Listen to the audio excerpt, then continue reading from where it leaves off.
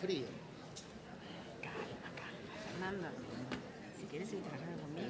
Tanto la gente diciendo eso, ¿eh?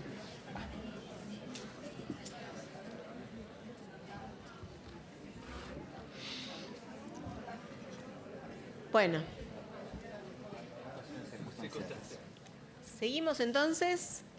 Gracias a los que se quedaron. Y ahora viene lo mejor. Auditoría. No, entonces ya vimos el tema revalúo contable. Ahora la problemática viene por el lado de producida la ley de la reforma tributaria, qué efectos tiene esa reforma en los estados contables ya a diciembre del 17 inclusive, independientemente de hacer o no hacer el revalúo impositivo. ¿De acuerdo? Así que con ustedes, bueno, los que muchas saben. Gracias, Silvia. Bueno, como decía Silvia, esto está planteado para un ente que no aplica ni revalúo contable ni de revalúo fiscal. No quiere decir que no lo tenga que aplicar alguien que use revalúo contable o fiscal, pero eso implicaría otro desarrollo que probablemente se mencionará más adelante en alguna reunión. Pero, ¿qué es lo que tenemos que tener presente? Que la ley de revalúo, perdón, la ley de revalúo, me quedé con el cassette de antes del corte. La ley de reforma fiscal generó modificaciones en las alícuotas vigentes, ¿sí? Para los ejercicios fiscales que se inician a partir del 1 de enero de 2018 y el siguiente, va a haber una tasa vigente del 30% y se va a cobrar una tasa a las distribuciones del 7%, ¿sí? Y para los ejercicios iniciados a partir del 2020 en adelante, la tasa vigente para las ganancias empresariales grabadas va a ser el 25% y a las distribuciones se le va a cobrar una alícuota del 13%. ¿Sí? ¿De acuerdo? Entonces ustedes me van a decir, bueno, esto a mí que me importa, total, yo todavía no hice la declaración jurada de mi cliente del año 2018. Esto va a ser para el año 18, para el año 19, para el año 20. Pero pensemos en un ente que tiene que preparar estados contables donde todavía en el ejercicio al que se refieren esos estados contables la tasa vigente es el 35%. El ente tiene dos cuestiones que resolver. Por un lado, la obtención de lo que nosotros llamamos el impuesto determinado, que sería el resultado fiscal antes de deducir cualquier quebranto, ¿sí? Multiplicado por la alícuota, que en este caso sería el 35%. No hay duda, si estoy a diciembre del 17, yo voy a pagar en base a un resultado fiscal multiplicado por la alícuota del 35%. ¿Sí? ¿De acuerdo hasta acá? Pero en materia de los impuestos diferidos, ustedes piensen que el impuesto diferido es diferido precisamente porque va a tener repercusiones no en esta declaración jurada, sino en las próximas, si no, no sería un saldo de impuestos diferidos. Entonces, ¿qué es lo que dice la norma? Que es algo que nosotros siempre a lo mejor lo leíamos y lo aplicábamos en piloto automático, pero hoy tenemos que leerlo un poquito, claro, lo pasábamos de largo en una situación de estabilidad de tasas, ¿sí? Decíamos, bueno, siempre lo mismo, y no le prestábamos atención, pero siempre estuvo ahí esperándonos a la vuelta de la esquina.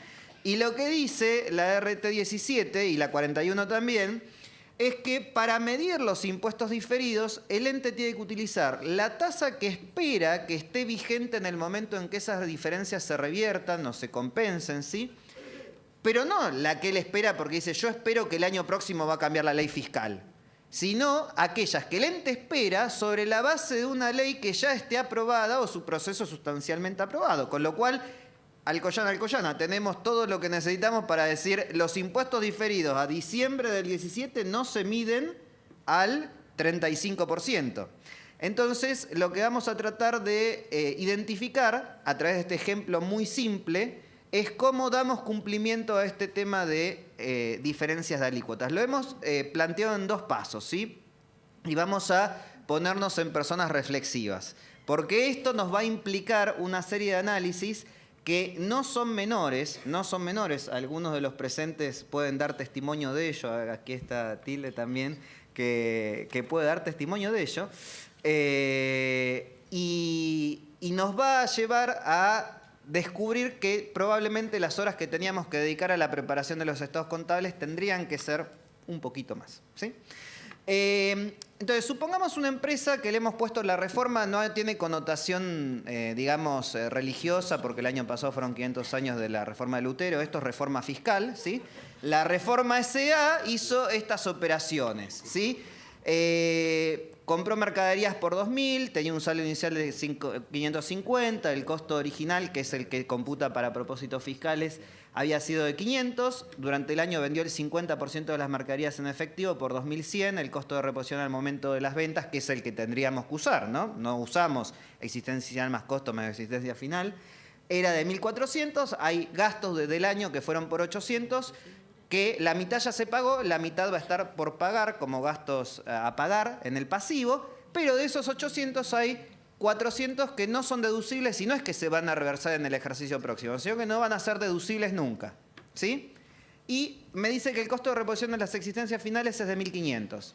Entonces, nosotros vamos a ver en el slide que sigue una serie de información que es ya esto resuelto en lo que se refiere a las bases contables y qué haríamos en un escenario donde la alícuota fiscal es el 35%, sabiendo que la declaración jurada del ente básicamente arroja un impuesto a pagar de 63 porque el resultado fiscal es 180, multiplicado por el 35% me da 63 con monedas redondeadas. ¿Sí? ¿De acuerdo? Entonces, con esos datos, lo que hace el ente es sobre la planilla de cálculo de los impuestos diferidos, tiene las bases contables que son las que surgen de aplicar las normas vigentes y tiene que identificar las bases fiscales, que en general uno trabaja sobre la base del método deductivo de lo que puedo hacer, que es ver cómo llego a un número que ninguna norma fiscal me dice cómo obtenerlo, pero que en el espíritu sería lo que tendría que decir la norma fiscal, pero básicamente en el caso del activo sería lo que como parte del activo intervenga en declaraciones futuras y en el parte del pasivo lo mismo, ¿sí? Esa sería la idea. El otro día surgió una duda sobre el tema de los contratos, ¿no? ¿Qué pasa con los arrendamientos? Bueno, los arrendamientos son posiciones netas, se compara el neto de activo pasivo contra los saldos pendientes. Entonces, ¿cuánto es la base fiscal de la caja? La caja, ¿sí? Entonces, no hay diferencia temporaria. ¿Cuál es la base fiscal de la mercadería? El importe que surge de aplicar el artículo 52 de la ley, que va a ser lo que me permita computar el fisco como costos en periodo futuro, que el ejercicio decía como dato 1.250. Y los gastos por pagar en realidad mantienen la misma base fiscal porque como no tengo nada de esos gastos que vayan a ser deducibles en el futuro, de los 800, acuérdense que el universo total era 800, 400 se pagaron, 400 no se pagaron, pero lo que era deducible ya fue deducible de los 800 de este año. Y lo que no era deducible no va a ser deducible nunca más, con lo cual la base fiscal y la base contable del pasivo son iguales. Entonces, si saco las diferencias temporarias, dijimos, en el primer caso no tengo diferencias temporarias, en el segundo tengo una diferencia temporaria de 250 y en el que me va a generar un pasivo por impuesto diferido al 35%, estamos trabajando bajo la hipótesis no existe reforma fiscal. Esto es algo que ya tendríamos que saber, ¿no? ¿Cuánto sería el pasivo por impuesto diferido? Ese importe por 87.50. ¿Por qué pasivo y no activo? Porque cuando la diferencia se revierta, yo voy a tener un costo de ventas más chico, por lo tanto el resultado fiscal va a ser más grande, con lo cual esta diferencia va a provocar mayores impuestos futuros respecto de lo que habría pagado si hubiera utilizado la norma contable. No hay diferencia temporaria tampoco a nivel del pasivo y todo el resto de los rubros que están ahí incorporados. Tenemos un saldo de inicio del impuesto diferido, que es el que traemos del año anterior, de 17,50, no interviene en absoluto para nada. Entonces, ¿qué asientos hacemos? Hacemos un asiento donde reconocemos el gasto por impuesto a las ganancias contra el impuesto a pagar por 63, que sería el asiento del impuesto determinado, y el gasto por impuesto a las ganancias por la parte diferida. Ustedes me dirán, pero ¿cómo? Si decía 87.50 y ahora estás poniendo 70. Bueno, porque tengo un saldo inicial de 17.50. Entonces yo tengo que llevar 17.50, lo tengo que convertir en 87.50. Con lo cual acredito el pasivo por 70, la diferencia es un débito en el gasto por impuesto a las ganancias de 70. ¿Sí? Entonces ahí tengo el pasivo por impuesto diferido. ¿Sí? Hasta acá creo que no hemos hecho nada que todos los que estamos acá hacemos con nuestros clientes. El gasto que voy a mostrar en el estado de resultados como gasto contable por impuesto a las ganancias va a ser la sumatoria del impuesto determinado más el impuesto diferido. Acá los dos han sido negativos, pero si alguno es positivo, lo hubiera puesto con el signo contrario. Con lo cual, en un escenario donde no hay variación de tasas, hubiese tenido un gasto por impuesto a las ganancias contable, es decir, lo que voy a mostrar en el renglón contable, gasto por impuesto a las ganancias del estado de resultados, de 133. Con lo cual, si quiero ver cuál es la verdadera incidencia que tiene la legislación fiscal sobre la rentabilidad empresaria, en este caso, determino lo que llamamos tasa de impositiva efectivo, tasa de impuesto efectiva, que de relacionar el gasto por impuesto a las ganancias desde el punto de vista contable con el resultado antes de impuestos, para ver qué parte realmente va a ser la que va a terminar siendo valor distribuible, si se quiere, entre los accionistas o entre lo que prevén las leyes distintas a las fiscales. Entonces, la tasa de imposición efectiva con el escenario del 35% me termina dando que para esta empresa, si bien la alícuota fiscal es el 35%, la incidencia, la repercusión en función de su estructura de ingresos y de gastos es del 53%. Vale decir que lo que queda después de que el Estado pasa por la empresa a la gorra es el 47% del resultado antes de impuestos. ¿Sí? Eso sería el concepto. Entonces, uno tiene que cumplir con una conciliación que los entes pequeños están dispensados de presentarla, los que aplican la RT 41, que es la conciliación que exige el capítulo 6 de la RT 9 en la sección 6.7, en el apartado A o el literal A, que es la conciliación de por qué si el impuesto teórico es tanto, el impuesto a las ganancias del año contable es tanto, y si mostramos también los efectos sobre la tasa fiscal, mejor todavía, aunque no es algo que esté explícitamente requerido por la norma, mejor todavía. Entonces decimos, ¿cuánto es la ganancia contable del año? 250. ¿Cuánto habría sido el importe si a esto le hubiese pagado por el 35%? 87,50, ¿sí? Entonces, obviamente, ahí estoy considerando una tasa de referencia del 35%. Ahora, de todas las diferencias que teníamos en la conciliación, que la pasé un poco rápido, la única que tiene efectos que aumenta o disminuye la tasa fiscal es el gasto no deducible de la porción, que ahora no me acuerdo el importe total, 130, muchas gracias, de los 800, que era un gasto no deducible, porque todos los otros intervienen en la determinación de los impuestos diferidos, ¿sí?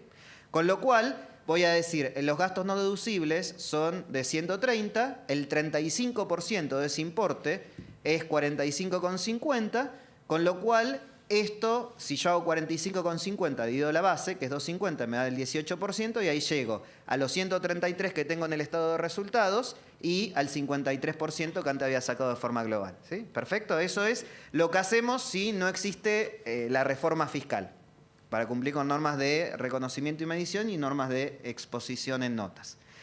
Ahora, ¿cómo se reconoce el efecto del cambio de tasa? Entonces ahí viene recargado el asunto, porque uno lo que tiene que hacer es estimar la alícuota que espera que estará vigente en el momento en el que esta diferencia se reverse. Entonces, en este caso, como son mercaderías y no me aclaran que sean mercaderías no corrientes, si son corrientes, la lógica me indica que el ente lo clasificó como corriente porque espera venderlo y cobrarlo dentro de los 12 meses siguientes a la fecha de los estados contables, con lo cual va a tener consecuencias fiscales en qué año fiscal. 2018, ¿no? Y en el 18, ¿cuál va a ser la alícuota vigente? El 30. Con lo cual, lo que tengo que hacer es plantearme que esa diferencia temporaria la tengo que multiplicar por el 30% y llego a un impuesto diferido remedido, ahora que está la palabra de moda, de 75. Con lo cual, el impuesto que yo había calculado, 87,50, tengo que ajustarlo nuevamente para bajarlo a 75. ¿Sí? Yo voy a tener que dejar en mis papeles de trabajo esto y ustedes me dicen, ¿y por qué, Hernán, directamente no pusiste el 30 y lo hiciste en un paso? Porque necesito la diferencia para cumplir ciertas exigencias que me requieren las notas del RT9, donde yo tengo que identificar en la nota el efecto por el cambio de tasa. Si no lo hago en dos pasos, no tengo la diferencia que me requiere la norma, que esto, aclaro, también es igual a nivel de normas internacionales. Y la NIC 12 exige lo mismo cuando cambia la tasa. Entonces, lo que voy a tener que hacer es llevar un pasivo que era de 87,50 a un pasivo de 70, creo que era, ¿no? De 70, 75. Entonces, lo que tengo que hacer es debitar el impuesto diferido para reducirlo contra la cuenta de impuesto a las ganancias contable por los 12,50 de diferencia, ¿sí? Entonces, ahora lo que voy a hacer es, en esta nota, que es la nota de composición, voy a tener identificado explícitamente esto que me lo exige la norma, estos 12.50, que es el efecto por cambio de tasa. Si no lo hubiese practicado en 2 pasos, no podría haber completado esta nota, ¿sí? Y tengo los 120,50, que es ahora el resultado que voy a tener en el estado de resultados como resultado impuesto a las ganancias contable. Y también, cuando vuelvo a determinar la tasa efectiva, veo que la tasa efectiva se redujo, porque al esperar que ahora los mayores impuestos o el mayor resultado fiscal, si se quiere, tribute a una tasa más chica, lo lógico es que la incidencia de la legislación fiscal sea más benigna sobre la rentabilidad de la compañía. Entonces, del 53 pasa al 48. En la otra nota también me exige la RT9 que lo tengo que identificar como una partida específica. Con lo cual, nosotros habíamos llegado a esa conciliación. Tengo que incorporar el efecto de cambio en tasa impositiva, que si hago 12,50 dividido 250, me genera una reducción del 5%, y ahí tengo los 120,50 y tengo los 48. Fácil, ¿no? Parece simple. El problema es que en la vida real, en general las empresas no tienen una cuenta, mercadería, una venta en el año, ¿no? Es un poco más compleja la vida real. Entonces, si bien nosotros en el material que va a quedar subido en la página web hay algunos otros ejemplos con algunos análisis un poquito más profundos, les dejamos una especie de ayuda a memoria para ayudarlos a ver cómo tendrían que encarar por lo menos el análisis o cómo lo debería encarar la dirección. Acuérdense que los dueños de los estados contables son los directores, ellos estiman, el que confecciona recibe instrucciones, el que audita revisa lo que estimó la dirección, ¿sí? Acá nadie estima por la dirección. Bien, entonces, en el caso de los activos, ¿sí? Si el activo es corriente, en principio uno tendría que pensar que la alícuota que va a utilizar es la del 30%, ¿sí? Y si el activo es no corriente, ahí ya tengo un tema de mayores juicios que aplicar, porque supónganse un bien de uso que tiene una diferencia temporaria. Ese bien de uso, ¿cómo se va a recuperar? A través de su amortización, de su depreciación, que va a ser distinta a la contable que la fiscal. La cuota de depreciación fiscal va a caer si el activo al cierre del 17 tiene una vida remanente de más de 3 años, va a caer una partecita al 30, o sea, supongamos que le quedan 6 años de vida útil remanente. 2/6 de la diferencia temporaria van a caer al 30, ¿sí? Y 4/6 van a caer al 25. ¿Se entiende? Alguno me podrá decir, bueno, eso es un lío si lo toca hacer para cada bien de la compañía. Bueno, ahí empieza el tema de juicios, porque acuérdense que todo esto se va a terminar igualando, si se quiere, cuando lleguemos al 2020 y la única alícuota hacia adelante que tengamos sea el 25%. Con lo cual uno también podría decir, bueno, saco una vida promedio ponderada por clase y lo hago una proporción, en la medida que no sea significativa la distorsión que impriman esas soluciones prácticas sobre las cifras finales. Para eso tendrá un auditor que les dirán esto te lo admito o esto no. En el caso del activo corriente, una cosa que quiero mencionar es que hay un caso especial que es el de la previsión para incobrables. ¿Por qué? Porque acuérdense que un deudor incobrable es deducible desde el punto de vista fiscal cuando se verifican los indicadores que dice la ley. Si yo lo que tengo deterioro es un crédito por venta corriente, no lo puedo pasar la previsión al no corriente. La previsión regulariza el activo corriente. Pero ¿cuándo va a ser deducible en el impuesto a las ganancias? Cuando se verifique el indicador. Y si el último que aparece, que es el indicador de prescripción, opera dentro, no sé, de 4 años la prescripción, por más que esté en el activo corriente, va a caer en una declaración jurada en el cual la alícuota esperable va a ser la del 25 y no la del 30. ¿Sí? Entonces, una especial atención con esa partida dentro del activo corriente. Y en el caso del pasivo corriente, ahí sí iría al 30%. Y en el no corriente tenemos exactamente el mismo problema que con el activo no corriente. Porque si tengo un pasivo no corriente, que es una previsión por juicios, ¿cuándo va a ser deducible fiscalmente? Cuando haya sentencia firme. Pero para eso tengo que estimar cuándo creo que va a haber sentencia firme sobre este tema que me va a obligar a pagar. Entonces, eso si es no corriente puede ser que caiga en el 2019, pero puede ser que caiga en el 2020, ¿se entiende? Si yo lo puse en el corriente es porque espero que lo voy a terminar pagando en el 2019, en el 18. Y si lo espero pagar en el 2018 es porque espero que haya sentencia también en el 2018, ¿sí? Pero si es no corriente, tengo que ver si espero que caiga en el 19 o en el 20 y allende, digamos, ¿no? O sea, esa sería la cuestión. Entonces, en el material no los vamos a desarrollar por una cuestión de tiempo. Sí, adelante. Algunas aclaraciones de cosas prácticas que surgieron en estos... Porque esto fue nada, en enero. Nunca nos había pasado hasta ahora que dedicarnos tanto tiempo en enero y febrero a ver tantos cambios que salieron el 30 de diciembre, básicamente. Algunos decían, bueno, no, todo va al 30, porque la verdad que la alícuota... Algunos pensaban, decían, bueno, esto lo haremos el año que viene recién. No, porque la ley ya salió. Al 31 de diciembre de 2017, vos ya la ley con cambio de alícuota la tenías. Otros decían, bueno, hagamos todo al 30 y al 25 lo haremos recién en el 2019, cuando ahí cambia la alícuota al 25 para el 2020. Tampoco. Eso sería si la ley hubiese cambiado al 30 y quedase, y después dentro de 2 años vuelve a cambiar otra ley y ahí baja al 25. Pero eso ahora yo ya sé que ya tengo las 2 alícuotas. Por eso nos obliga a hacer algo que, vamos a decirlo así, ya impuesto diferido es un tema que genera bastante aversión en todo el mundo.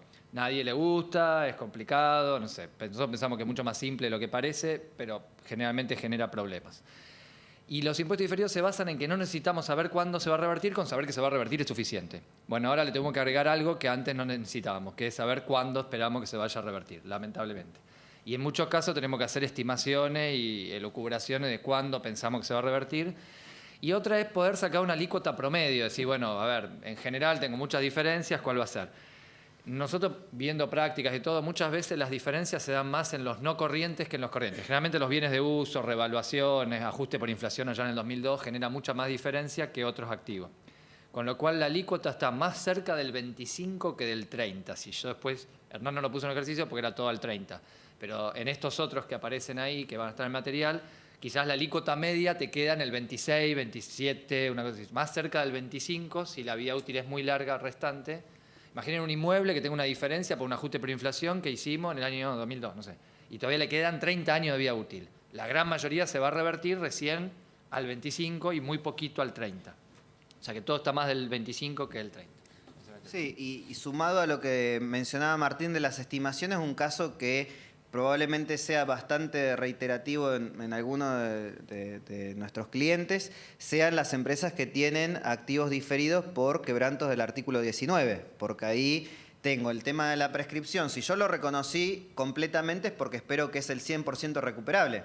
Antes, con esperar que sea recuperable, bastaba, como decía Martín, pero ahora yo tendría que ver cuál es la pauta de recuperación que espero, porque se supone que si fue del año 2017 tengo todavía 5 años para consumirlo como deducción fiscal, ¿sí? Con lo cual digo, ¿y cómo estimo qué parte voy a recuperar el año próximo, qué parte en el 19 y qué parte en el 2020 en adelante? Entonces alguno me dirá, ¿y tengo que hacer un presupuesto fiscal? Podría ser una solución.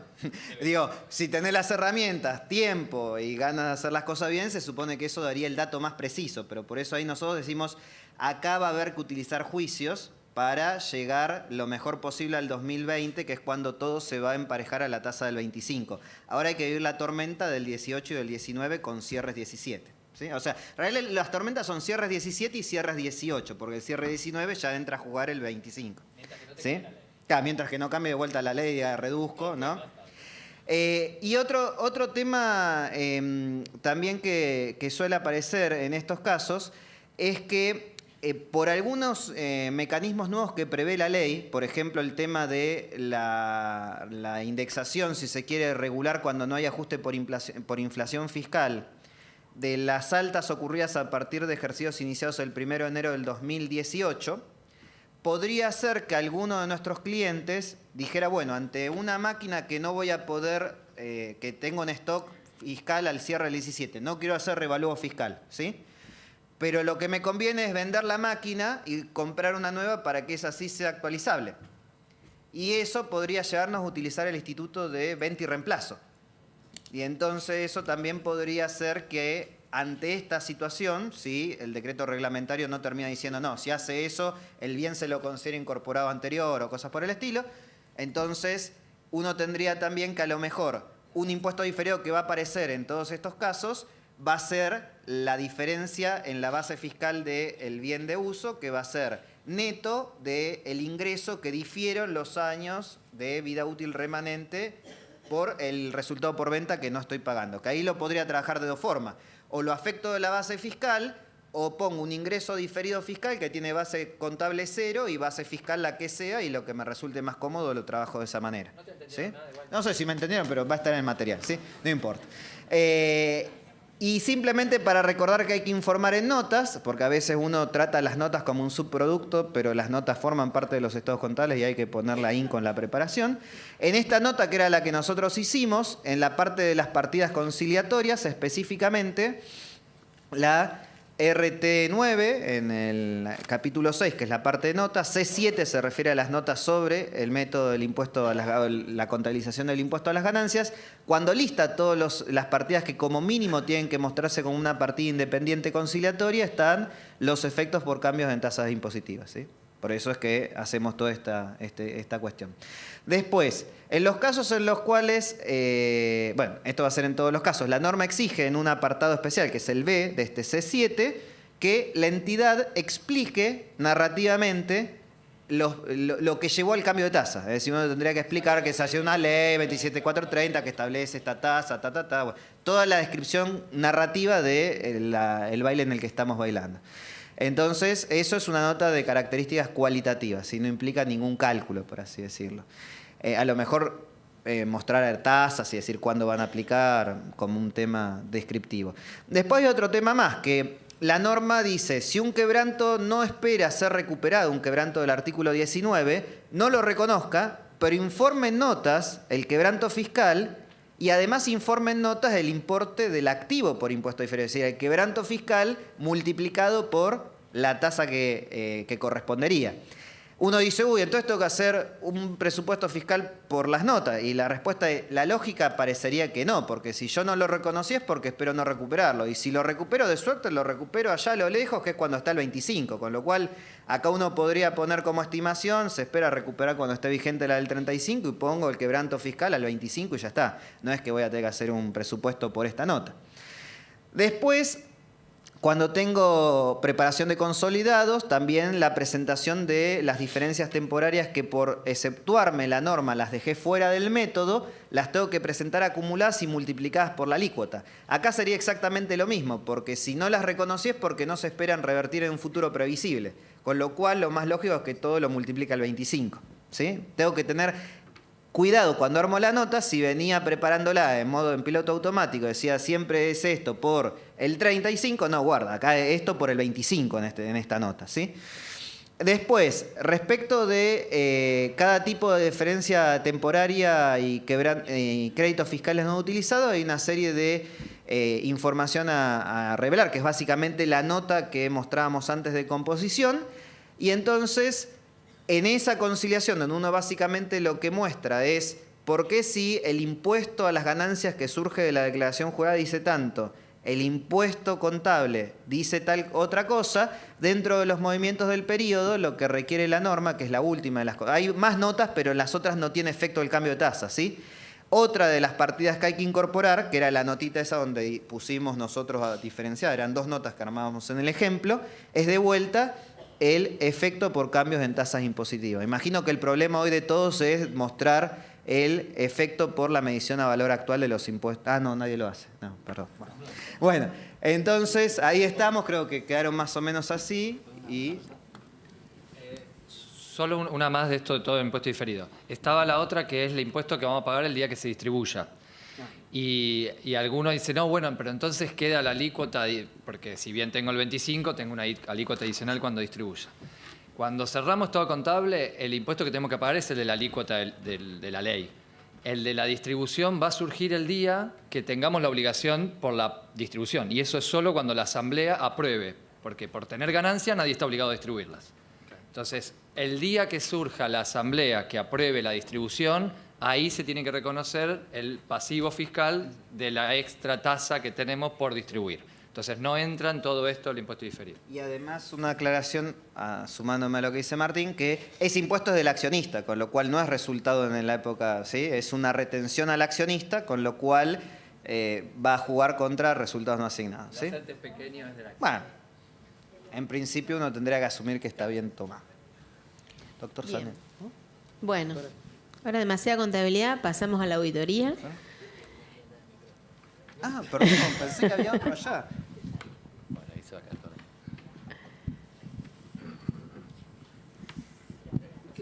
está, ya está. Gracias, Cecilia. Sí.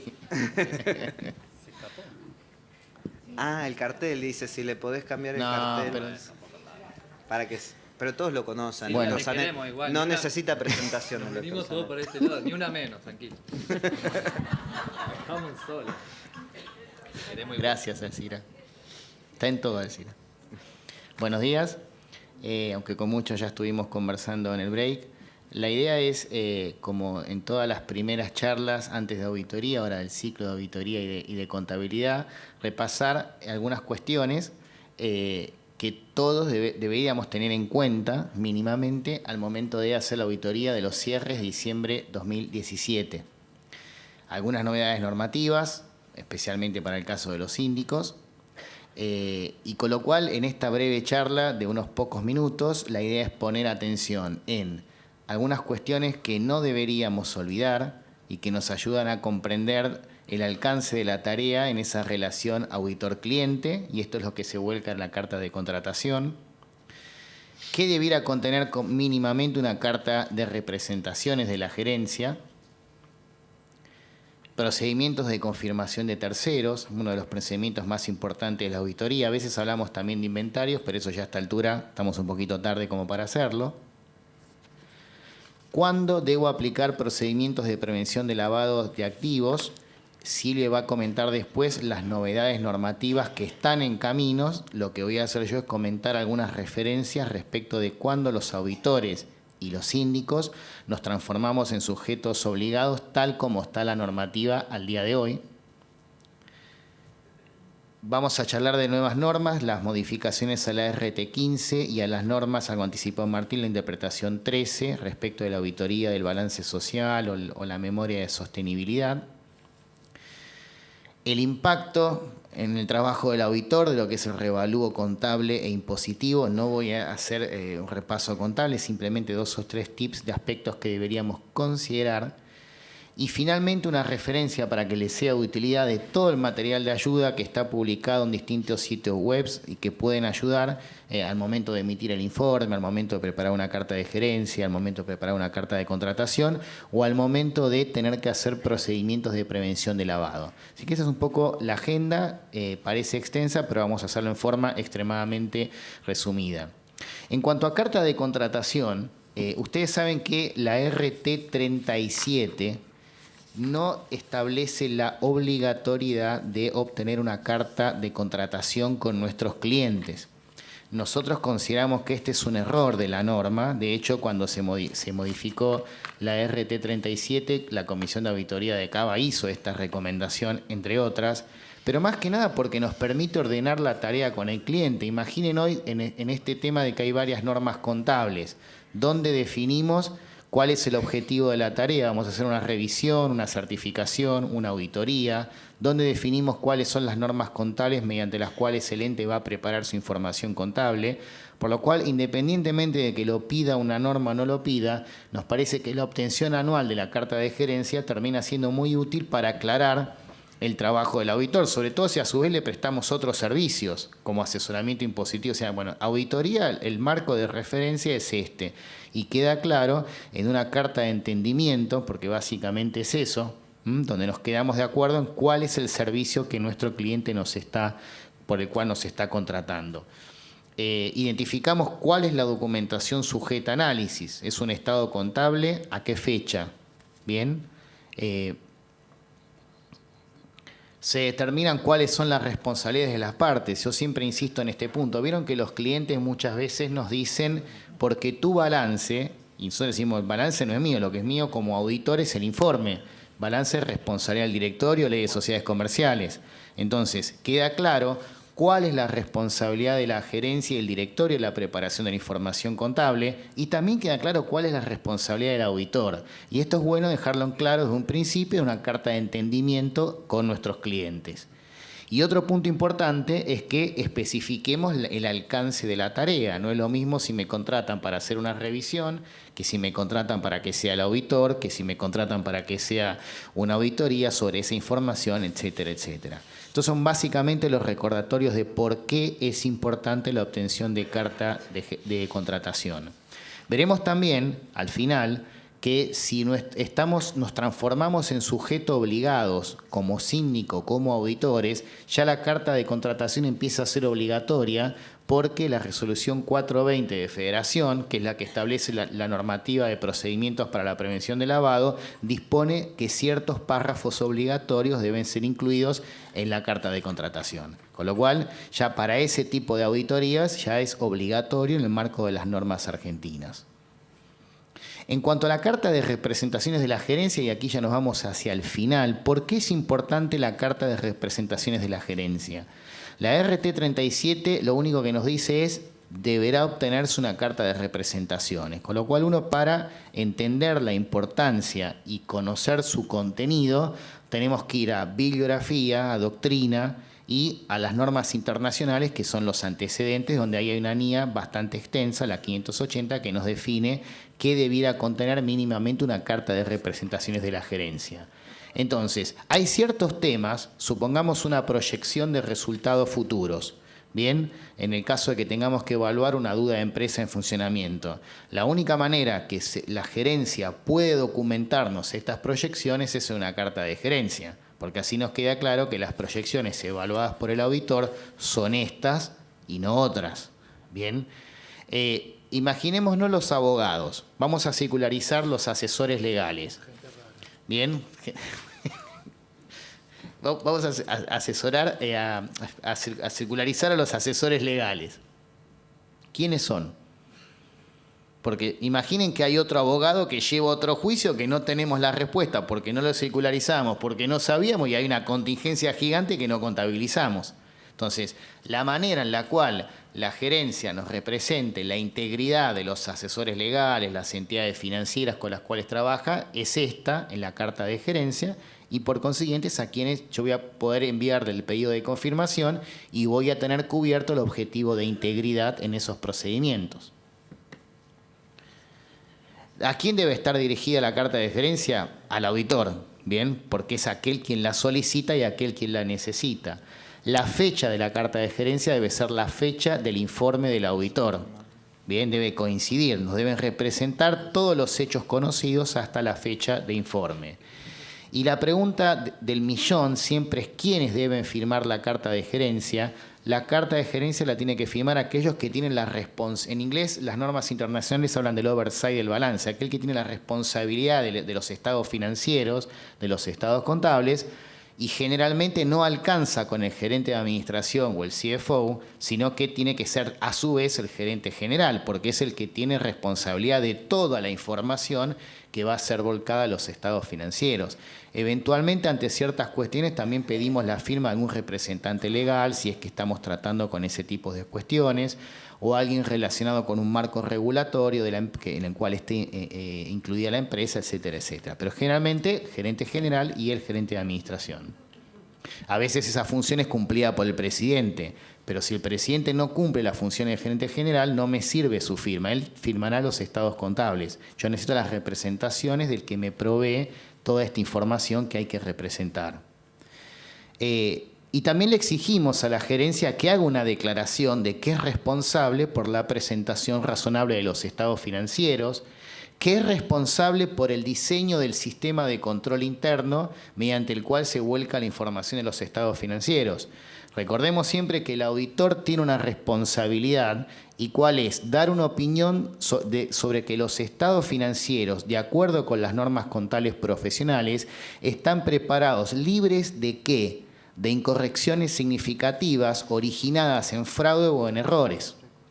Bien, por consiguiente, tiene que haber un control interno, responsabilidad de la gerencia como primer punto, que me asegure que no hay evitando, atendiendo hacia cero, la posibilidad de que haya errores o fraudes en la información contable. Entonces, lo que tengo que hacer es solicitarle una declaración sobre esto a la gerencia. Vieron que a partir de la RT37, los modelos de informes de auditoría, incluimos el párrafo educativo de responsabilidad del directorio, donde, entre otras cuestiones, aclaramos este punto. Bien, esto no significa que el auditor vaya a hacer una auditoría para identificar fraudes, sino que, si me entero, le voy a contar al director, obviamente, pero lo que me interesa es saber que si hay un fraude o un error que afecte la información sobre los estados contables. En el caso de que haya ajustes que se decidió por parte de la gerencia, el auditor identifica ajustes y se decidió por parte de la gerencia no contabilizarlos porque no son materiales. Bien, recuerden siempre que material es aquello que puede afectar una decisión sobre los estados financieros. En ese caso, el auditor exige al cliente, ok, representalos en la carta de gerencia, que estos ajustes los conoces, pero que decidiste no contabilizarlos por un tema de significatividad. También que se haga responsable de habernos entregado toda la información bajo su conocimiento respecto de fraudes, inspecciones. Imagínense cómo toma conocimiento el auditor de cuáles son las inspecciones del organismo de control, de la IGJ, de la AFIP, bien, de la UIF. Entonces, en el caso de que seamos sujetos obligados, además la carta de gerencia va a incluir un párrafo específico que lo pide la resolución 420 respecto de que la gerencia nos pone en conocimiento de todas estas cuestiones. Esta es la manera de lograr el objetivo de integridad, la aseveración de integridad en la auditoría sobre estos puntos. Esto no significa que obtengo la carta de gerencia y no hago más nada. La carta de gerencia es un procedimiento, además de otros que tengo que hacer en la auditoría. Uno más. Cuando hay incertidumbre en empresas en funcionamiento, es un tema técnico muy específico que ya lo hemos charlado. La representación tiene que incluir alguna manifestación sobre este punto y que nos han proporcionado la integridad sobre la totalidad de las partes relacionadas, algo un poquito de lo que hoy hablaba Martín con la RT21. Bien, planes para sostener inversiones de largo plazo y demás. La no obtención de la carta de gerencia es muy significativo. Seguramente implica una calificación en el dictamen del auditor hasta pudiendo llegar a una abstención por una limitación en alcance de efecto generalizado. ¿Bien?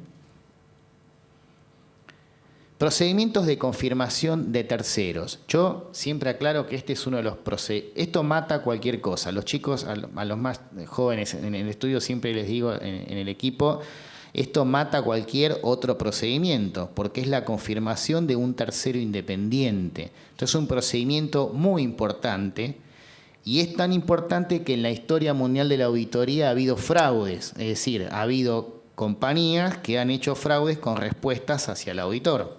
Entonces es un procedimiento que implica no solamente obtener la confirmación, sino que implica cierto resguardo del auditor respecto de cómo cuidar el proceso mediante el cual se obtienen estas respuestas. Esto implica que el auditor debe mantener el control del proceso, es decir, debe mantener el control de cómo se envían las respuestas a la totalidad de los clientes, proveedores, abogados, entidades financieras que me han sido identificadas en la carta de gerencia. Yo mantengo el control de qué dice la carta, cuál es el pedido y a quién es enviada. Tengo que verificar en cuanto a las respuestas que sean auténticas. El mundo evoluciona y hoy en día a veces las respuestas vienen por email o vienen por fax. Bueno, me tengo que asegurar que si es una respuesta del Banco de Galicia, el mail no diga @yahoo, ¿no? Y básicamente a veces lo que hacemos cuando vienen por estas vías es llamar, buscar en forma independiente el teléfono de la entidad en un web y llamar y preguntar, confirmar que realmente ha sido una respuesta enviada desde quien dice que la ha enviado.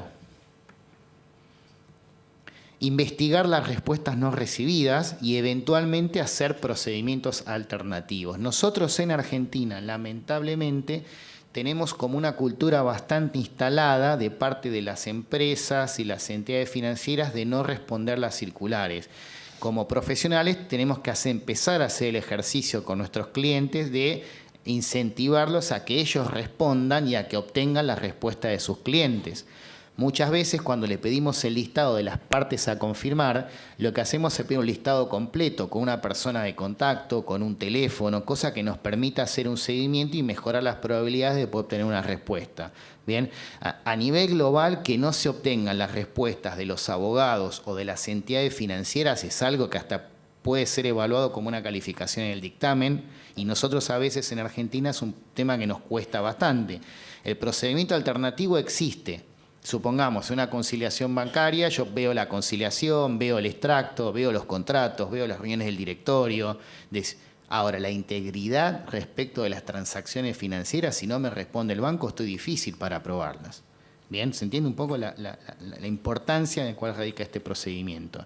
Y siempre documentar, escribir en los papeles de trabajo los juicios profesionales que hacemos respecto de la suficiencia o no del procedimiento de circularización. Si supongamos, no me respondió el 100% de los bancos, pero hice otras cosas y además no son los más importantes, para poner un ejemplo simple. En resumen, ¿qué tenemos que tener en cuenta? Mantener el control, o sea, no puedo delegar este procedimiento en el cliente, me puede dar una mano en algo, pero es un procedimiento que tengo que mantener el control y supervisión. Tengo que seleccionar a las partes a ser confirmadas. Recomendamos preparar modelos de cartas para asegurarnos de que la carta que se envía al cliente, banco, abogado, proveedor tenga, o parte relacionada tenga pida todo lo que necesitamos que pida. Verificar las direcciones donde los sobres serán enviados, enviar los pedidos por nuestra cuenta, a veces los pedidos pueden hacerse incluso por email, no necesariamente por correo. Siempre la sugerencia es que cuando son saldos grandes que la respuesta venga por escrito y a nuestra oficina. Bien. Y si la respuesta es enviada al cliente o la recibimos por mail o por fax, asegurarnos nosotros de que genuinamente es una respuesta que ha sido enviada al auditor por quien dice que la ha enviado. Para ir finalizando, pregunta recurrente en el área de legalizaciones cuando van a legalizar, hace un ratito lo veía Diego, cuando van a legalizar un informe. ¿Tengo que poner la leyenda de que hicimos los procedimientos de prevención de lavado? La verdad que esa es la última de las preguntas que tenemos que hacernos. La primera pregunta cuando hacemos la auditoría, claro, es si somos sujetos obligados y tenemos que hacer los procedimientos. Esto no es un tema que haya surgido de la Facultad Económicas del Consejo. Esto es una ley penal, bien, que determina que en ciertas situaciones el profesional en ciencias económicas se transforma en sujeto obligado a informar a la UIF ante ciertas transacciones. Entonces, como respuesta a eso es que en su momento la Federación y los consejos emitieron la resolución 420 que determina cómo el auditor o el síndico, en caso de ser sujeto obligado, da respuesta a esta obligación que se resume en la resolución 65 de la UIF. Esa resolución puede cambiar. Silvia les comentará cuáles son las tendencias o qué es lo que podía suceder, pero hoy es lo que tenemos. Entonces la pregunta es, ¿el cliente es sujeto obligado a informar? Supongamos una entidad financiera es sujeto obligado. Si la respuesta es sí, quiere decir que está tipificado en la ley y que hay una resolución especial de la UIF para ese sujeto obligado que va a indicar cuál es el proceso o el circuito de control interno que la entidad tiene que tener para dar respuesta a los requerimientos que le impone la ley. Entonces, el auditor ¿a qué está obligado? A través de la resolución 420, a revisar ese circuito de control. Los procedimientos están en un programa de trabajo que está en el anexo A de la resolución 420 y emitirá un informe especial respecto de ese sistema de control que será entregado a la gerencia y el cual se entregará a la UIF en caso exclusivamente de ser requerido. Y además tiene que hacer procedimientos que están previstos en el anexo B2 respecto de las transacciones propias del cliente. El sistema de control es cómo el sujeto obligado revisa las transacciones con sus clientes. Un banco, por ejemplo, si le hacen un depósito que no está justificado, ¿cuál es el proceso para ver si tiene que reportar la operación o no? Básicamente, si en caso que sea sospechosa. En cambio, por otro lado, el auditor debe evaluar las propias operaciones del cliente. Por ejemplo, pagos en efectivo. Por ejemplo, aportes de los accionistas. Por ejemplo, cuentas en paraísos fiscales. Sí. No, solo además de banco, recuerden, porque quizás auditoría de banco no son los más habituales, pero recordemos casos de los que reciben donaciones de determinados montos, que son entidades sin fines de lucro, pequeñas, etcétera. El caso de los que hacen compraventa de algunos rodados, etcétera. O sea, hay casos que son muy, claro, que son sujetos obligados, que son mucho más comunes o frecuentes que bancos o casos así más complejos. Y ahí habrá que chequear primero en la UIF, etcétera, quiénes son los sujetos obligados, no tengámoslo en presente. Está muy bien la aclaración. En caso de que la respuesta a la primera pregunta sea que no, o sea, de hacer este chequeo que no es sujeto obligado, ahí la pregunta es si el auditor o los síndicos somos sujetos obligados. En el primer caso, sí. En el segundo caso, no necesariamente. ¿Qué tenemos que evaluar? Si hay activos que son superiores a los 20 millones de pesos o si duplicó ventas o activos en el último año. ¿Bien? Si la respuesta es sí, entonces nos transformamos en sujetos obligados y ahí nos tenemos que preguntar si el cliente tiene políticas de prevención de lavado. Si la respuesta es no, vamos directamente a hacer los procedimientos del anexo B2 en cuanto a las transacciones del cliente, aportes, pagos en efectivo, etc.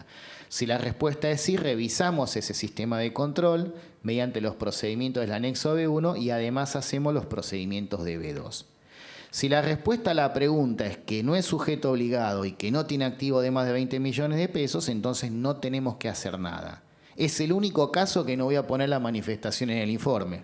En el resto de los casos la voy a poner, pero lo importante es haber hecho toda esta evaluación. Bien, tengamos en cuenta que los organismos de control son profesionales y hacen inspecciones, entonces tenemos que cuidar todas estas consideraciones, no son temas menores. Ya voy terminando, Silvia. Normas de auditoría a considerar. Síndicos, atención. La RT15 se modificó ya hace un tiempo. Esto es un recordatorio. Lo que hace la RT45 básicamente es adecuar la forma del informe del síndico a los conceptos que incorpora la RT37.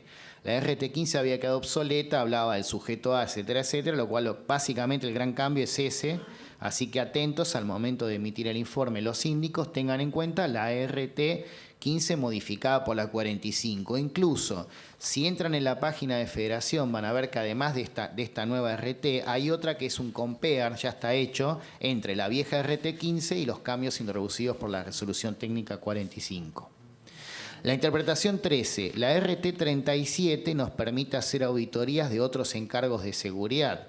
Y lo que cada vez es práctica más importante a nivel global y esperemos también en Argentina, es la necesidad / obligación de las empresas de presentar información sobre cómo trabajan ellos para ser sostenibles en el tiempo.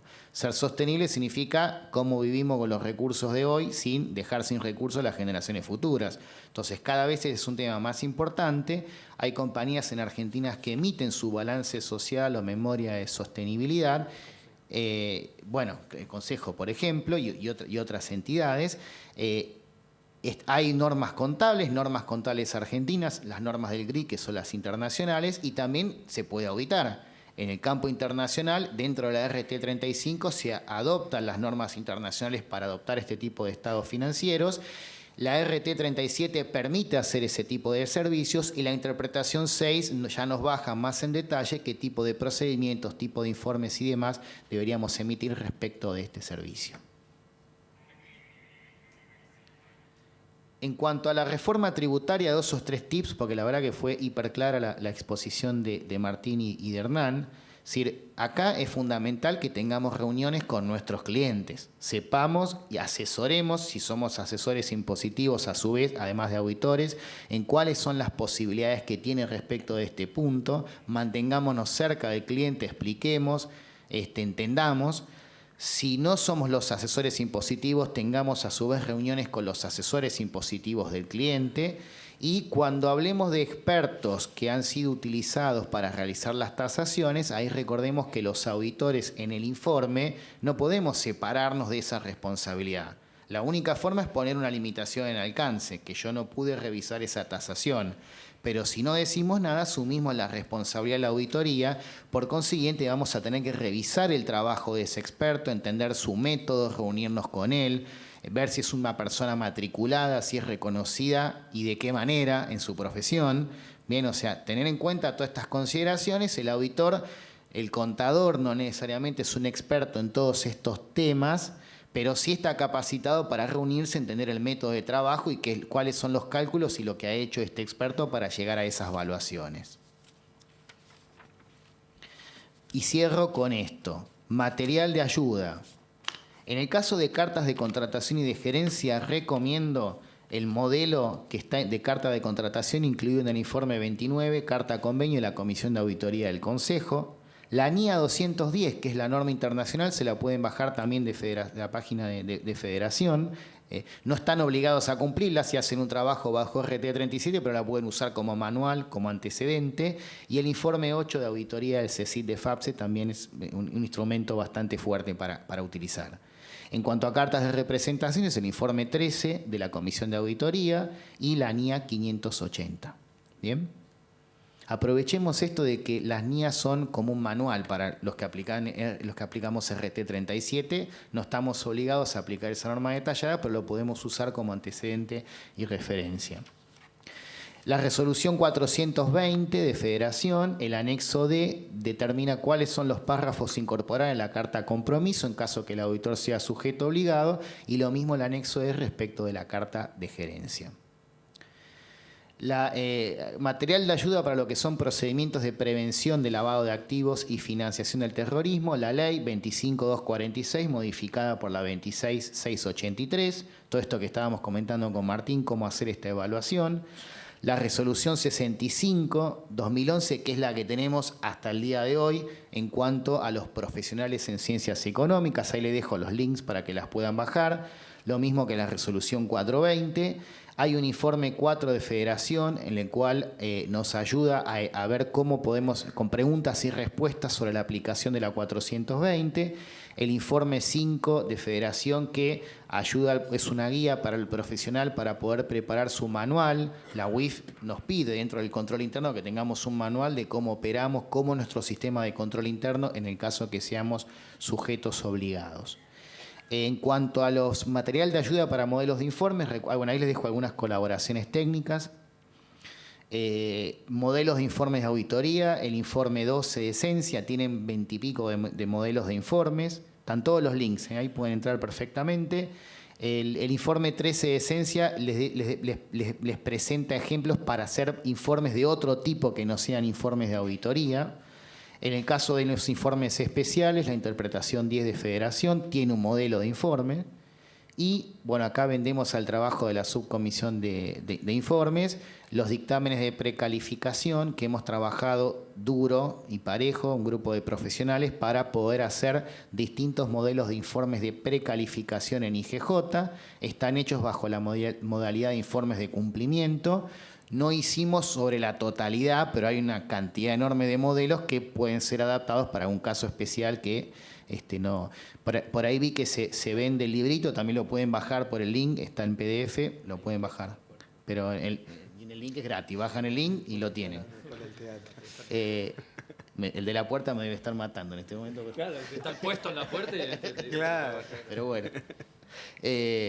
Yo ya me trabajo más con archivos, link, por ahí hay otro que prefiere el librito.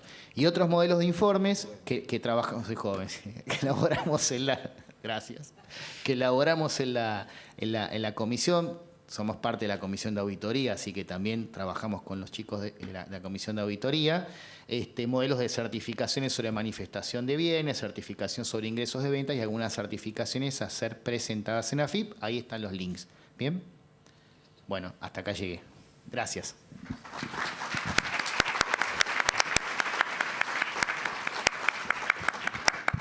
Bueno, y el último tema, no por eso menos importante, pero contarles un poco qué novedades hay respecto de la normativa en materia de prevención de lavado de activos y de financiación de terrorismo.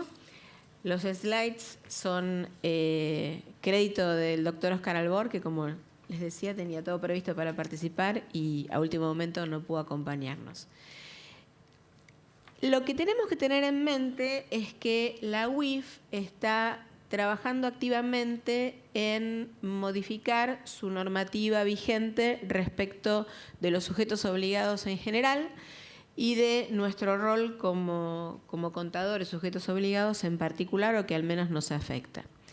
En ese sentido, en el último tiempo se emitieron 3 resoluciones de la UIF que nos afectan.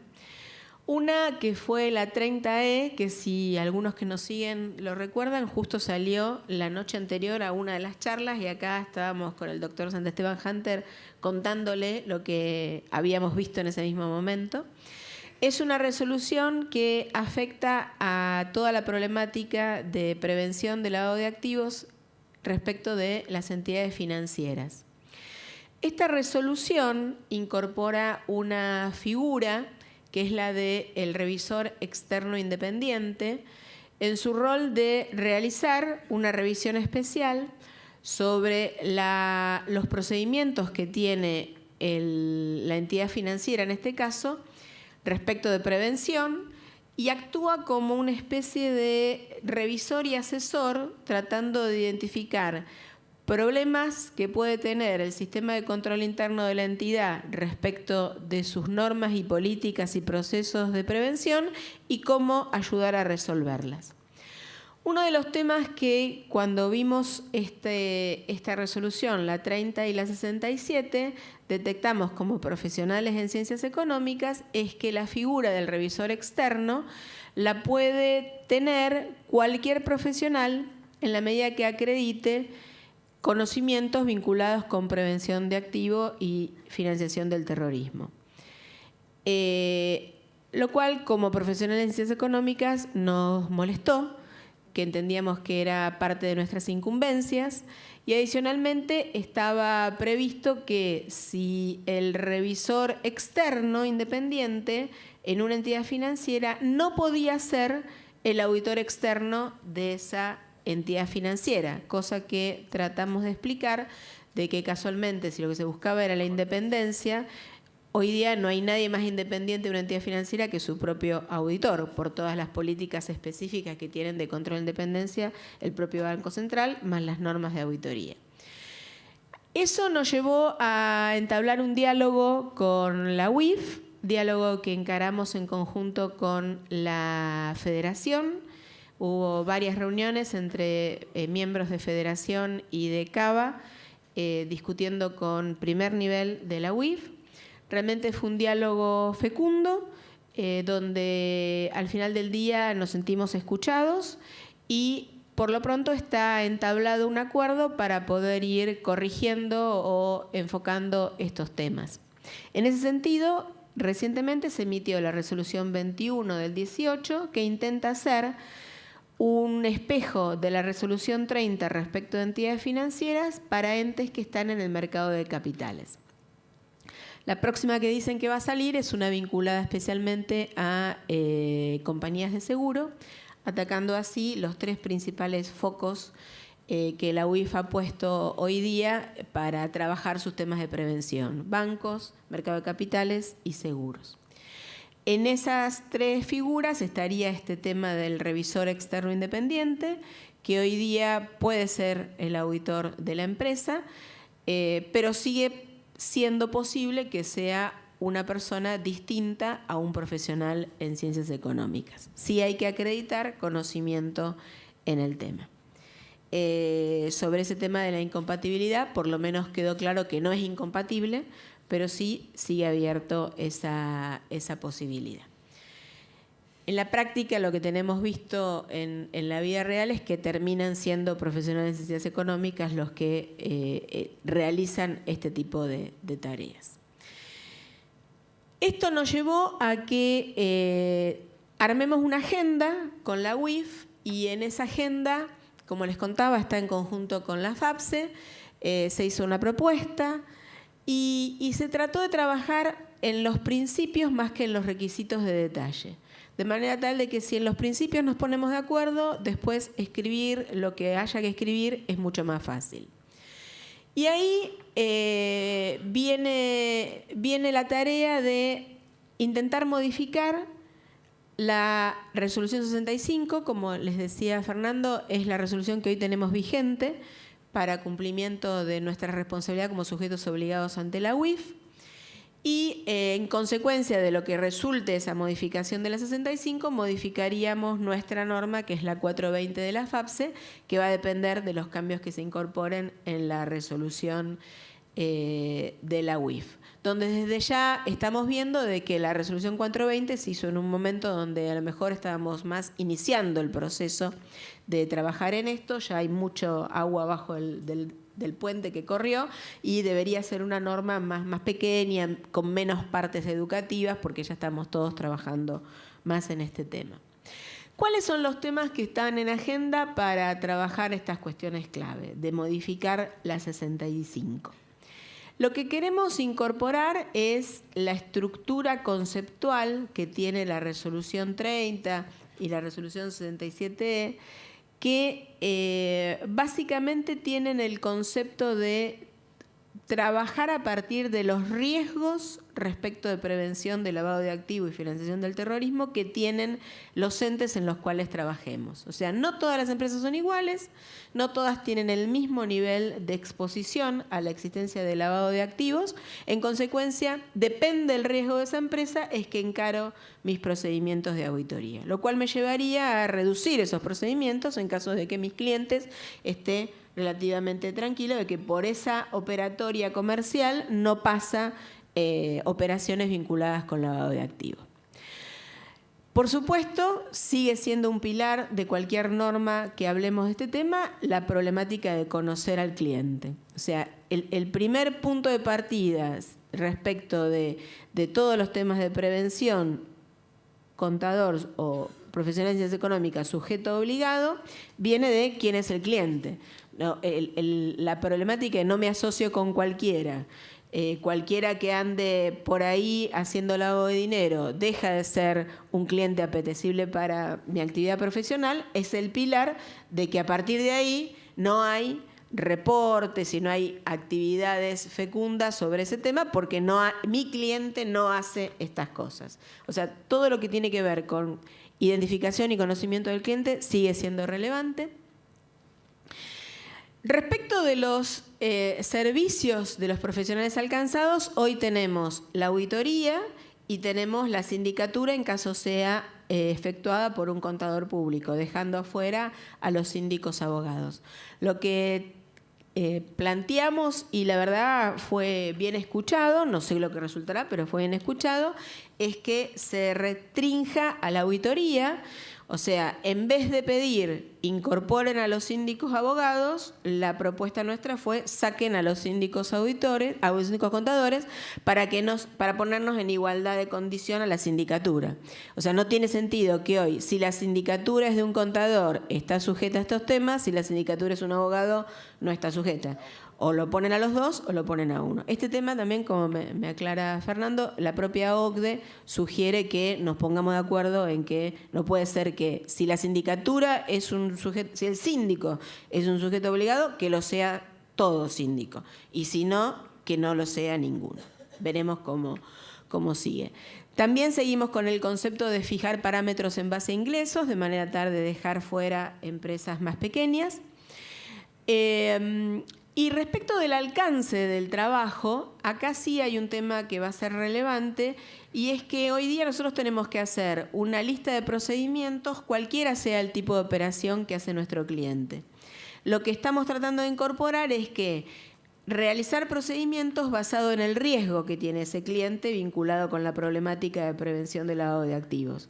Lo que les decía antes, si por la empresa no suceden operaciones vinculadas con lavado de activos, entonces mi riesgo es menor, mis procedimientos deberían ser distintos. Si la actividad de mi cliente es una actividad expuesta o que se pueda usar, que terceros ajenos puedan usar para lavar activos a través de mi cliente, entonces el riesgo es mayor y ahí enfoco más los procedimientos. De manera tal de que me concentre en aquello que realmente puede ser atinente a realmente prevenir esas operaciones. Y también basados, por supuesto, siempre de acuerdo con la normativa legal, con manuales que podamos realizar. Vamos a seguir trabajando en la figura del revisor externo independiente, cuando sea además el auditor externo, y trabajar en modelos de ese producto de informe, tanto cuando sea auditor como cuando no sea auditor.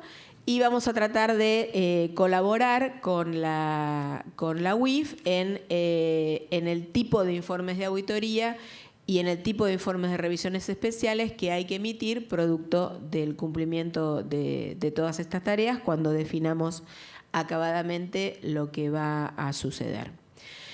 En consecuencia, los próximos pasos es seguir este diálogo que les transmito, fue un diálogo fecundo y que está dando resultados, y preparar una propuesta para modificar la 420 una vez que se defina la modificación de la 65, y a partir de ahí revisar todos los informes técnicos vigentes producto de lo que hoy tenemos de la 420.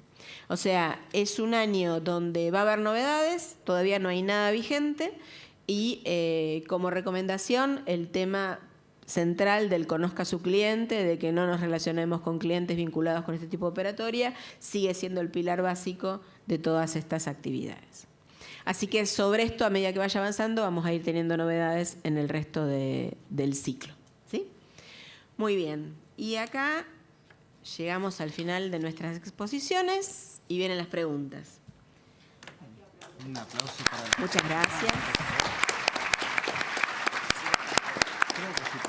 Suerte que tenemos a Alcira que... una más. Bien. Y ahí venimos a las preguntas, comentarios y temas varios. Arranca Martín, vamos. Dale. La primera que tengo dice que si una fundación obtiene sus ingresos por la actividad agropecuaria, ¿qué RT debe aplicar para la auditoría? Dice, bueno, para la auditoría la 37. Pero me imagino que hay un error en la pregunta y debería ser qué RT debería aplicar para la actividad agropecuaria, supongo, es la 22. ¿Aplicará para la auditoría 37? La fundación tiene su objeto social, que sería público, y obtiene sus ingresos aparte de la actividad agropecuaria. La actividad agropecuaria es RT 22. La pregunta está bien, pero No, porque vos preguntás, ¿qué norma debe usar para auditar? Para auditar es la 37, la 22. después de la charla de hoy me entró la duda. No, sí, la 22 y, bueno, la 41 genérica para todo el resto, porque vos tenés también créditos, deuda, etcétera. Entonces, 41 o 17 y 22 para la actividad agropecuaria. Aunque sea... Claro. Claro. La 22 es solo para resultado de producción y activo biológico. Todo el resto de los activos va por otras normas. Esa es la idea. Bueno, Escribió una teoría para no, contestar es esta que pregunta. estaban tratando de comprobar No me algunas hago cosas responsable. numéricamente. Tenés un minuto. Bueno, la primera dice, si una empresa aplicó el modelo de revaluación y fue dando de baja el saldo de revaluación en base a la amortización de los bienes revaluados, el saldo por revaluación a reasignar a la reserva de la ley, ¿es el original o el que quedó contablemente? Siendo el caso que se decida aplicar lo que se establece en la resolución de manera opcional, ¿no? El que quedó, el saldo residual, ¿sí? O sea, el original neto de los consumos, ¿de acuerdo? No sé, Fernando, vos si tenés alguna pregunta que quieras responder primero. Acá, esta es una pregunta que la voy a compartir con los primos de la Comisión de Contabilidad. No te conviene. Porque ese es un tema que yo me acuerdo de Leopoldo, siempre estaba con este tema, si existe un modelo de informe de auditoría para el caso de los consorcios, propiedad horizontal. En realidad, modelo de informe de auditoría hay, auditoría es la RT37, el problema son las normas contables sobre las cuales se prepara esa información. Entonces, norma contable hoy... Son las genéricas, como si vos me preguntaras, ¿hay una norma contable para una SA o para una SRL? No, hay una norma contable Claro, para la empresa. lo que a veces cuentan los que se dedican a esto es que tiene particularidades ese consorcio que uno, imagínense, le va a presentar un estado contable como el de una... Entonces, por ahí a lo mejor, Debería. si la pregunta es, ¿hay informe de auditoría? Sí, es el informe de auditoría. El tema es opinar de acuerdo a qué marco contable. Si están preparadas las normas contables argentinas, será en base a eso. Puede ser que sean normas contables particulares, la opinión será de acuerdo con ese grupo de normas contables que estarán explicadas en una nota de la información. Yo creo que en algún momento se amerita la discusión sobre alguna norma contable o alguna consideración particular, porque hay temas puntuales de... Particular no hay. Hoy tendríamos que aplicar las Claro, normas por ejemplo, generales. las discusiones típicas en un barrio cerrado, bueno, la inversión en el asfalto, de qué es, un bien de uso, un gasto, todas esas discusiones, por ahí estaría bueno aclararlos. Pero en cuanto a informes, sí, la estructura de informes es el informe de RT37. ¿Volví? Acá me dice, acá son varias. Evaluación de ingresos para ente pequeño y mediano. Límite se toma como ingresos recibidos por empresa del Estado como empresa de transporte. Bueno, sí, el rubro sería el rubro ingresos. Si ese ingreso se recibe por subsidio, por venta de pasaje, por lo que figure como venta, básicamente, como ingreso. Revalúo, dice, si no se aplica el revalúo de la ley nuestra, de la norma contable de CABA, porque es opcional. Entonces la empresa dice, yo no lo voy a aplicar. ¿Debo escribir algo en alguna nota? No, deberíamos escribir al revés. Si lo hacemos, tenemos que describir en nota que lo estamos haciendo, por qué, etcétera. Si no lo hacemos, como todos los estados financieros, o sea, si alguien no aplica el modelo de revaluación, yo cuando digo bienes de uso, digo los mido al costo menos depreciaciones. Si estando una norma que me dice usted puede revaluar por única vez, bueno, mi criterio ¿cuál es? Costo menos depreciaciones. O sea, no hay que aclarar, hay una norma y yo no la uso, ¿está bien? Entonces no lleva aclaración especial. Y la tercera que pregunta acá es, si la ley no está reglamentada, igualmente tiene vigencia. Bueno, para la parte de la contable dice de acuerdo a la reglamentación y la norma contable, con lo cual necesitamos la reglamentación para que quede operativa. Sin la reglamentación, decreto y después resoluciones. No, pero ahí yo diría que si hoy una empresa, con una norma contable ya aprobada, si hoy una empresa quiere presentar su estado contable de acuerdo con lo que dice esta norma contable, ya podría hacerlo. Luego hay que ver el organismo, ¿cierto? Bueno, jugamos que el organismo lo saque justo antes. Claro, pero yo no veo tan fuerte el tema de esperar que el organismo saque la norma para empezar a trabajar en el ejercicio Una de la las norma dos contable. reglamentaciones está que es la norma contable, faltaría la del organismo. Hoy día es el no haber tenido la norma contable al 31 de diciembre, si uno ya aprobó estado contable al 10 de marzo, no tenías ni RT, ni norma, ni nada, ni reglamentación.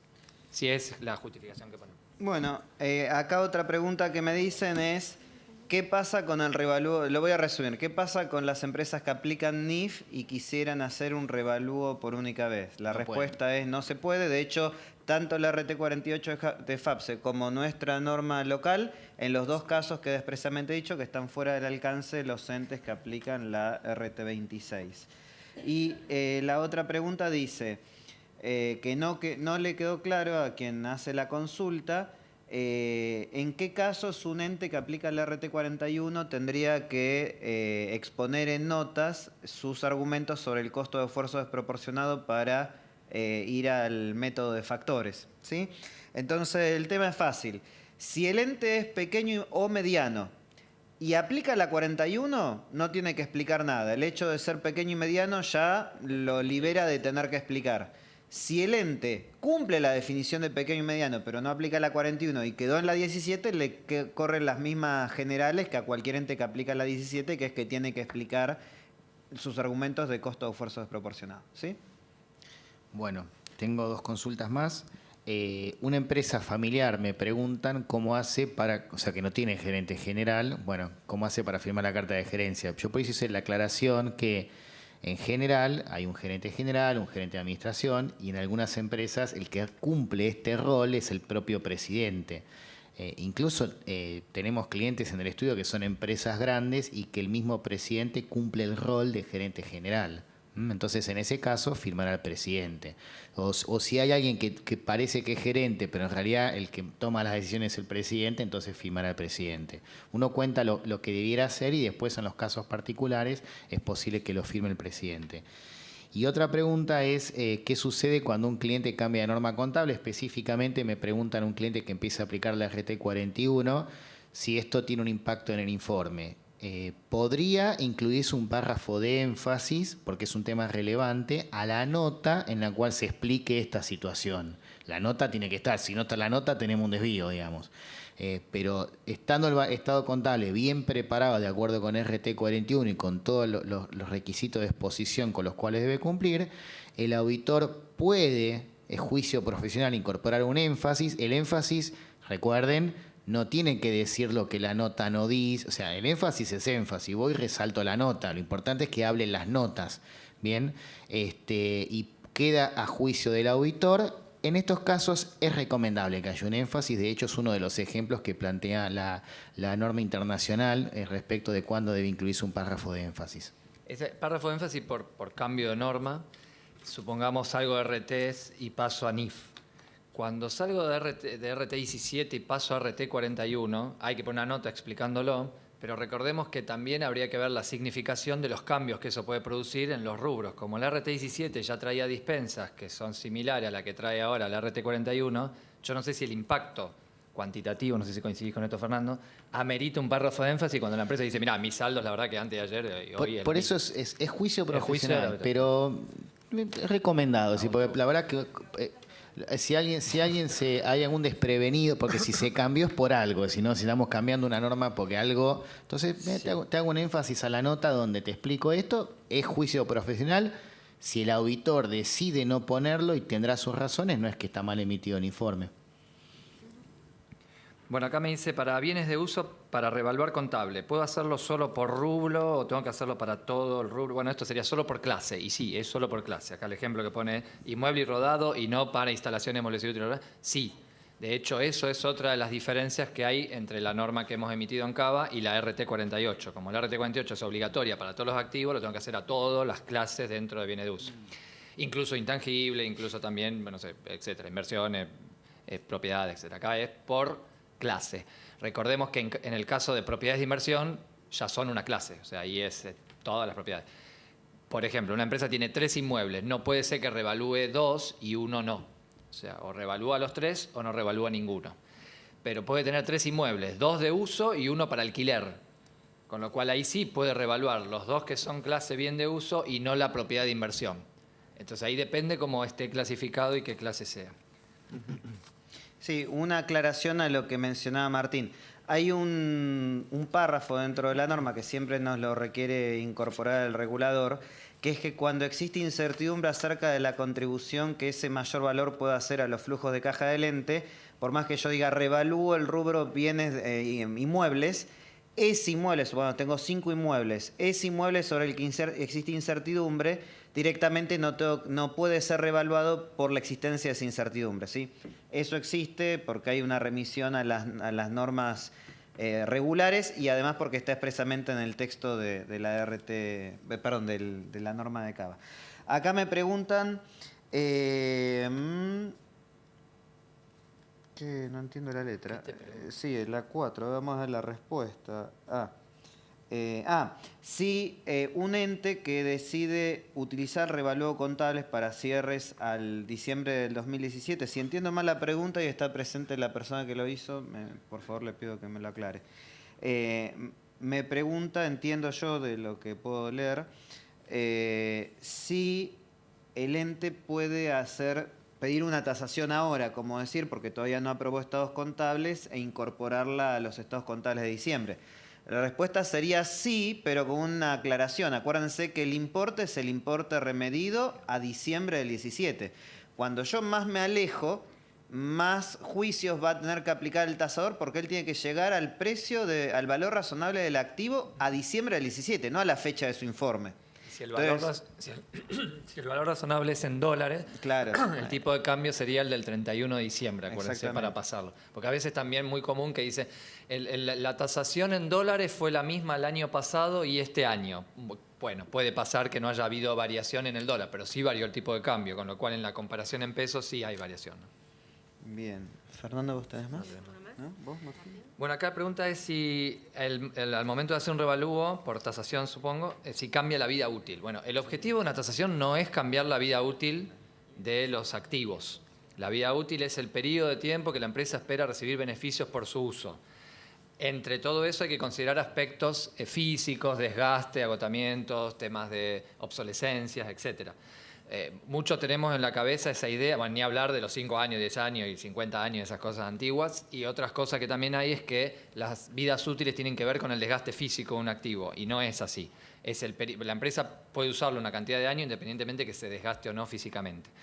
Sin embargo, las tasaciones muchas veces sirven para mejorar una mala estimación que se había hecho ya de vidas útiles. Es decir, es muy probable que un tasador en su informe incluya la vida útil restante. Y si no lo incluye, sería bueno que lo pidamos para corroborar la que está determinada desde el punto de vista contable, o si hay una mala estimación calculada, o esas viejas ideas de así estándar, ¿no? 5, 10 años, 50 y esas cosas, tener una buena estimación de vida útil. Entonces, el objetivo no es ese, pero sirve quizás para mejorarla. ¿Okay? Bueno, acá tengo otra pregunta que me dice cuál es el efecto de los cambios de tasa en las distribuciones. Eso ya fue aclarado durante la exposición. Acá hay otra que es un tema que está en debate y que responde también a alguna cuestión que llegó de los que están mirando por streaming, que es si un ente aplica modelo de revaluación y tiene que cambiar el paseo por impuesto diferido asociado con el mayor valor del RT31, ¿cuál es la contrapartida contra la que afecta? ¿Sí? Acá en realidad, les soy sincero, en los idas y venidas de mails que hemos tenido con varios colegas donde estamos analizando puntos que van apareciendo sobre la práctica, hemos encontrado distintas posiciones, ¿no? Por ejemplo, hay quienes sostienen que hay que considerar la contrapartida contra la que tuvo origen el nacimiento de la tasa de la diferencia temporaria por remisión a lo que dice la NIC 12 y la SIC 25 de las normas internacionales. Hay otros que sostienen que como esa diferencia temporaria luego se modificó por depreciaciones posteriores, habría que una parte asignarla al saldo de revaluación, otra parte al resultado. Y hay otros que, como los que hacen las preguntas, se siguen preguntando ¿y qué hacemos, no? En principio yo creo que acá, como esta pregunta, va a haber un montón de cuestiones que sobre la práctica se van a ir analizando. Yo creo que acá lo que debería primar, mejor dicho, es que cuando uno haga esa famosa prueba global para ver si el costo histórico que hubiera computado sin modelo de revaluación, más el saldo de revaluación, más el impuesto diferido, si llego al saldo del importe revaluado y lo hice jugar contra el saldo de revaluación, quiere decir que la lógica parecería decirme que era correcto imputarlo contra el saldo de revaluación. Si hay algo que falta, a lo mejor puede ser que por ahí haya algo que todavía no estemos analizando, pero el tema no Yo no está sé si no cerrado. entendí bien la pregunta, porque son dos cosas, ¿no? Sí. Pensemos, el cambio de alícuota es un tema Sí. y el revalúo es otro. Vamos a jugar con que no cambió la ley y no hay cambio de alícuota. Si yo revalúo, era lo mismo que RT31. El aumento del valor contable, si no lo hago tributario, genera un cambio en la base contable que no tiene efecto en la base fiscal. Esa diferencia genera un pasivo y ese pasivo no va al impuesto a las ganancias y resultados, sino ese que va al mismo saldo y está puesto en la norma y todo, que en el caso de la 31 era el resultado diferido, en el caso de la norma CABA revalúo por única vez excepcional, va a ese saldo de ley que dice que no se puede distribuir, o sea, iría la diferencia de revaluar al saldo de ley y la del pasivo restando el saldo de ley. Esa es la del original. Después tenemos que ver el tema de ese que cambia, o el que yo venía trayendo por revaluar, por el cambio de alícuota, que ahí sí hay que ver esto, de si, como lo que explicó Hernán recién, que si tiene impacto. Pensamos que habría que generalmente ir contra el saldo de revalúo también, pero quizás hubo otra modificación, como dice él, que quizás no cuadra exacto y ahí puede ser otro impacto. Bueno. ¿Estamos bien? ¿Es eso? Sí, sí. Después la otra pregunta se refiere a si la diferencia por revalúo contable es una reserva que se puede utilizar para desafectar, absorber pérdidas, para capitalizarse. A ver, la ley lo único que dice es que la reserva no podrá distribuirse y ese saldo de la reserva va a tener el destino que fije el regulador. Acá también me dice, si el ente vende el bien, ¿puede desafectar la reserva? En principio no, porque precisamente el dueño de esa reserva, que tiene un propósito societario de recomponer patrimonio, si se quiere, es el regulador que fijará su destino. Por eso en la norma CABA, en virtud de algunos comentarios que surgieron en la reunión del martes pasado, nosotros originariamente habíamos puesto un texto que decía, en caso de la depreciación no generará una reducción de la reserva, pero otros miembros de la comisión dijeron, y si tengo que hacer deterioro y se consume y si vendo, entonces quedó finalmente las reducciones del pasivo por consumos por depreciación, deterioros o ventas no generará afectación de reserva, sino que tendrá el destino que diga el regulador. O sea, se agregó esa cuestión que nos señaló la gente de la comisión. Esa es otra de las diferencias con el modelo de revaluación de la RT37, que permite ir bajando el saldo a medida que se va consumiendo, vendiendo, etcétera, o puede quedar. En este caso no se permite que se baje ni por amortización, ni por venta, ni por deterioro. Que tiene que quedar ahí ese saldo. Ah, pero yo ya lo vendí hace 10 años, el saldo queda. Bueno, y las últimas dos que están conectadas, una dice, si el impuesto especial tiene que ir contra patrimonio, yo en principio entiendo que no, que es un gasto del periodo, ¿sí? Y después me dice, si un ente decide utilizar el revalúo impositivo, y cerró diciembre del 17 y ya aprobó estados contables, ¿cómo hace para registrar el impacto que tiene porque aumentó la base fiscal del bien de uso revaluado impositivamente? La respuesta es, cuando un ente no usa revalúo o use o no use revalúo contable, pero si opta por usar el revalúo impositivo, el impacto del revalúo impositivo no se registra a diciembre del 17, se registra durante el año 2018. Porque la base fiscal del activo cambia cuando el ente pague el impuesto especial, que es lo que le da el derecho a la mayor deducción. Haya cerrado ¿Sí? o no haya haya cerrado o no haya cerrado, ¿sí? ¿sí? Con lo cual, la intención de la dirección de utilizar el revalúo impositivo no da lugar a un cambio de base fiscal al cierre del ejercicio. A lo mejor, si entendemos que es relevante, podemos explicar en nota esa decisión y que va a tener un impacto en las cifras demostradas, pero nada más que eso. Pero dentro de balance y dentro del estado de resultados no tendría que tener impacto la decisión del ente de utilizar el revalúo impositivo, ¿sí? Bueno, y tenemos otra...